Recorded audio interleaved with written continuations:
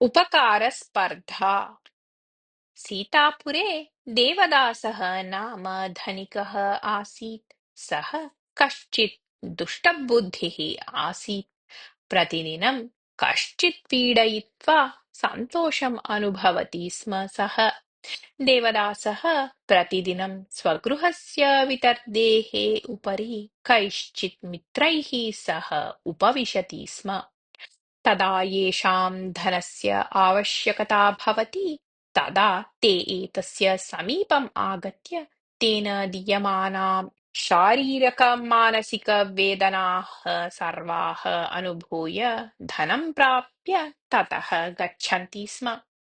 एवं प्रतिदिनं वेदनाम् अनुभूय असन्तोषेण एव जनाः तस्मात् धनं प्राप्नुवन्ति स्म इति कारणेन दिने दिने तस्य शत्रूणां संख्या वर्धमाना एव आसीत्। कदाचित् तस्य देशस्य महाराजः वेषान्तरं धृत्वा देशसञ्चारं कुर्वन् सीतापुरम् आगतः। देवदासस्य विषयं श्रुत्वा सः तस्य समीपम् आगतवान्। तस्मिन् दिने महाराजः कृषकस्य वेषं धृतवान् आसीत्। महाराजस्य आगमनसमये देवदासः यथापूर्वं मित्रैः सह स्वगृहस्य वितर्देः उपरि उपविष्टवान् आसीत्। वेषान्तरं दृष्ट्वा आगतं महाराजं दृष्ट्वा एषः कश्चित् दरिद्रः कृषकः इति मत्वा देवदासः तम् उद्दिश्य किं भोः कियत् धनम् आवश्यकं भवतः इति पृष्टवान्। महाराजः श्रीमन् 10 सुवर्णनाणकानि अपेक्षितानि इति उक्तवान्। तर्हि भवान् अधुना कश्चन वृषभः भवेत्। भवतः शिरसि शृङ्गे बद्ध्वा पुष्पैः अलङ्कृत्य ग्रामे आटयामः। भवता सह वाद्यवादकाः अपि आगमिष्यन्ति। भवता 10 गृहाणि गन्तव्यानि। तत्र भविष्यम् अपि वक्तव्यम् इति उक्तवान् देवदासः। एतत् श्रुत्वा महाराजः क्रुद्धः अभवत्। सः स्ववेषं निष्कास्य अहम् एतस्य देशस्य महाराजः अस्मि। भवतः क्रूरतायाः विषये श्रुतवान् अस्मि। अद्य प्रत्यक्षं दृष्टवान्। भवान् मनुष्यः न, अपि तु राक्षसः। तदर्थं भवते आजीवनकारागृहवासरूपं दण्डनं यच्छन् अस्मि। अनुभवतु तावत् इति उक्तवान्। अनिरीक्षितात् एतादृशात् परिणामात् भीतः देवदासः महाराजस्य पादयोः पतित्वा क्षन्तव्यम् अहम्। इतः परं कदापि एवं न करिष्यामि इति बहुधा प्रार्थितवान्। किन्तु राज्ञः कोपः न शान्तः। तावती काले प्रवृत्तं सर्वं ज्ञातवान् ग्रामप्रमुखः धावन् तत्र आगत्य महाराजम् उक्तवान्, प्रभो, एतस्य देवदासस्य पिता आपत्काले भवतः पितुः साहाय्यं कृतवान् आसीत्। अतः राजपरिवारेण देवदासस्य कुटुम्बस्य विशेषरक्षणव्यवस्था कृता अस्ति।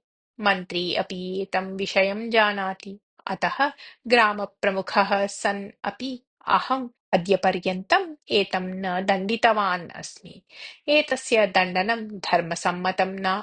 अतः देवदासाय आत्मनः परिष्कारार्थम् एकः अवकाशः दातव्यः इति प्रार्थितवान्। अतः देवदासाय आत्मनः परिष्कारार्थम् एकः अवकाशः दातव्यः इति प्रार्थितवान्।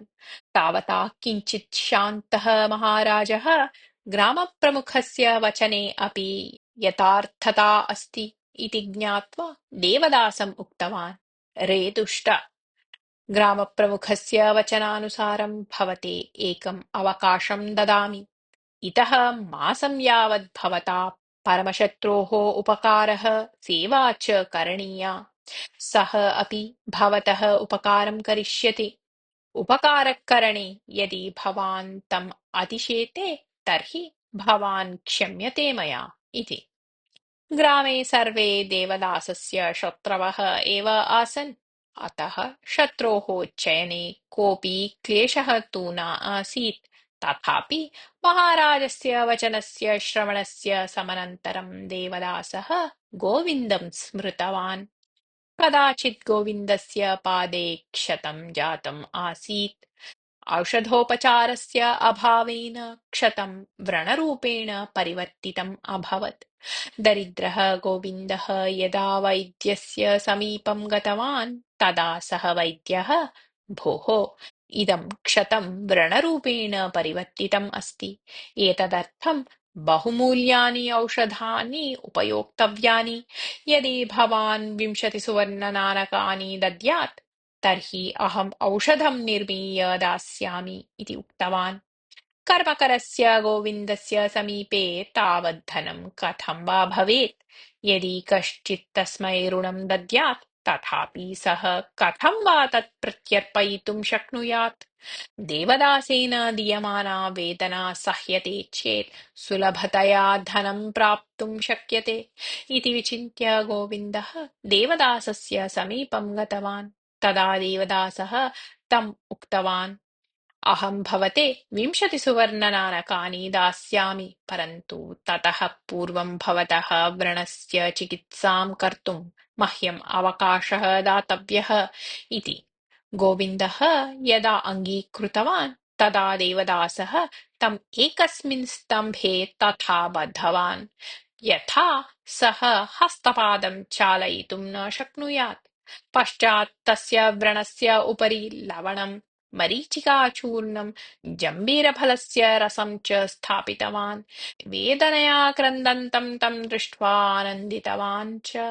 अन्ते तस्मै 20 सुवर्णनाणकानि दत्त्वा तं बन्धमुक्तं कृतवान्। तदा गोविन्दः तस्मै पृष्ठे सम्यक् एकं प्रहारं दत्त्वा, अगतिकगत्या अहम् अधुना भवतः धनं स्वीकुर्वन् अस्मि, परन्तु कदापि भवतः दौष्ट्यं न विस्मरिष्यामि। इतः परम् अहं भवतः वैरी अस्मि। प्रतिकारार्थम् एव अहं जीविष्यामि। भवान् एव मम परमशत्रुः इति उक्तवान्।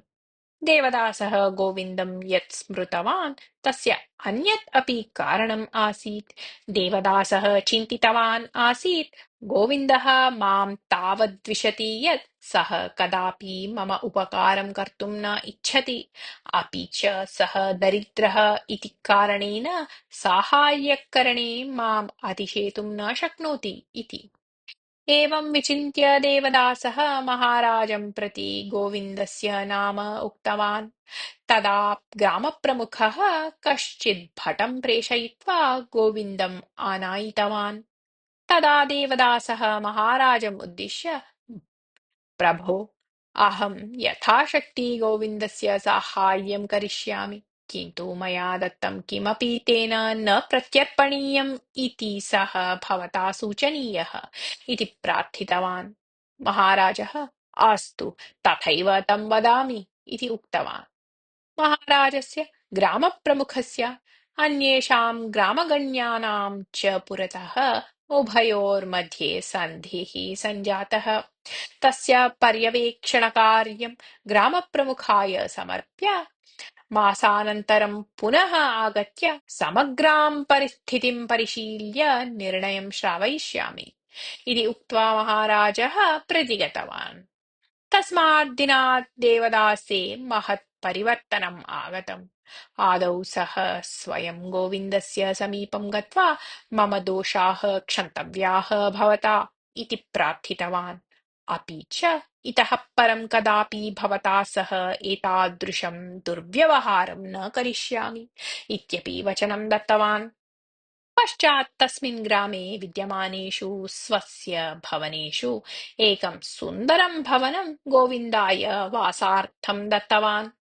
तद्दिनात् आरभ्य प्रतिदिनं गोविन्दस्य मनोरञ्जनार्थं विविधान् विनोदकार्यक्रमान् आयोजितवान् सः। गोविन्दं स्वगृहं भोजनार्थम् आहूतवान् देवदासः। अपि च गोविन्दस्य नाम्नि देवालये विशेषपूजां कारितवान्। मासस्य समाप्तेः पूर्वं देवदासः स्वस्य एकर्द्वयपरिमितां भूमिं गोविन्दस्य नाम्नि लेखित्वा इतः परं भवान् एतस्मिन् एव गृहे वसन् एतत् क्षेत्रे कार्यं च कुर्वन् सुखेन जीवतु इति उक्तवान्। मासे अतीते सत्यपि गोविन्दः तु देवदासस्य प्रत्युपकारं कर्तुं प्रयत्नम् अपि न कृतवान्। तेन आश्चर्यचकिताः ग्रामजनाः गोविन्दः बहु स्वार्थी अस्ति, सभ्यताम् अपि सः न जानाति इति चिन्तितवन्तः। यदा सन्धेः अवधिः समाप्तः तदा महाराजः सीतापुरम् आगत्य प्रवृत्तं सर्वं ज्ञातवान्। ग्रामप्रमुखः एकां सभाम् आयोजितवान्। तत्र महाराजः देवदासेन कृतानि उत्तमकार्याणि श्लाघितवान्। अनन्तरं गोविन्दम् उद्दिश्य भवान् देवदासस्य कमपि साहाय्यम् उपकारं वा न कृतवान् किमर्थम् इति पृष्टवान्। तदा गोविन्दः मन्दहासपूर्वकम् उक्तवान्, प्रभो, प्रथमदिने यदा देवदासः क्षमां प्रार्थितवान् तदा एव अहं शत्रुत्वं विस्मृतवान्।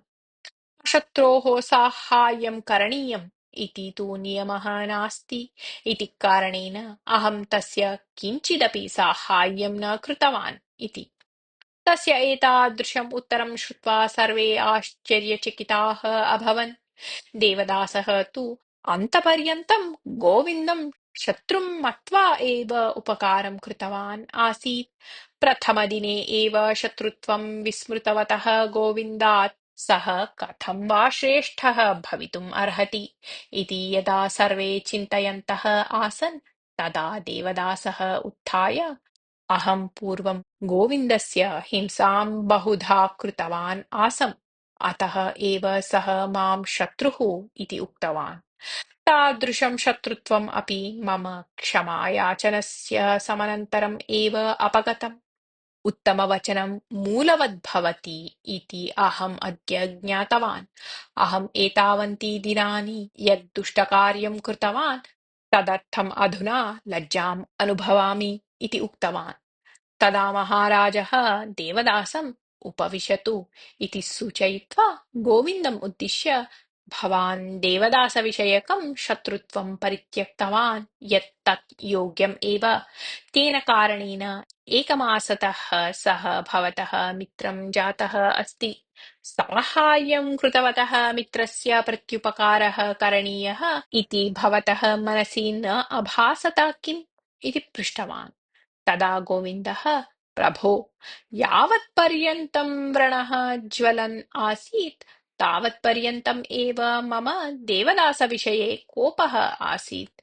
सः धनं दत्तवान् इति कारणेन एव मम व्रणस्य चिकित्सां कारयितुं शक्तः अहम्।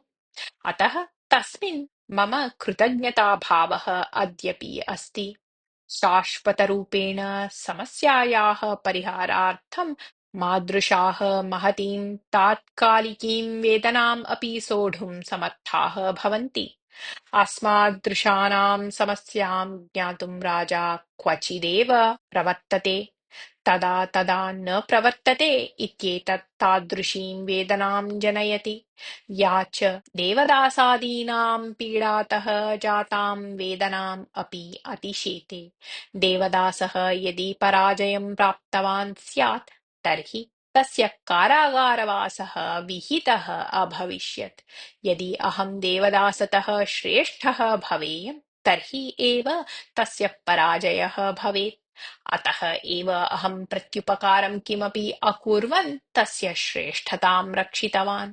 ततः सः कारागारवासदण्डात् रक्षितः। एतत् सर्वं मम व्यवहारस्य कारणतः जातम् इत्यतः मया मित्रस्य महान् उपकारः कृतः अभवत् एव इति उक्तवान्। गोविन्दस्य औदार्यं मनसा अभिनन्दन् महाराजः वस्तुतः अस्यां स्पर्धायां जितवान् गोविन्दः एव, तथापि गोविन्दस्य अपेक्षानुगुणम् अहं देवदासं क्षान्तवान् अस्मि। अपि च इतः परं गोविन्दसदृशाः धनार्थं देवदाससदृशानां समीपं न गच्छेयुः इति मम अपेक्षा। अतः दरिद्राणां निमित्तं राज्ये सर्वत्र निःशुल्कं वैद्यकीयादिव्यवस्थां कारयिष्यामि इति उक्त्वा स्वराजधानीं प्रति प्रतिगतवान्। कथा समाप्ता।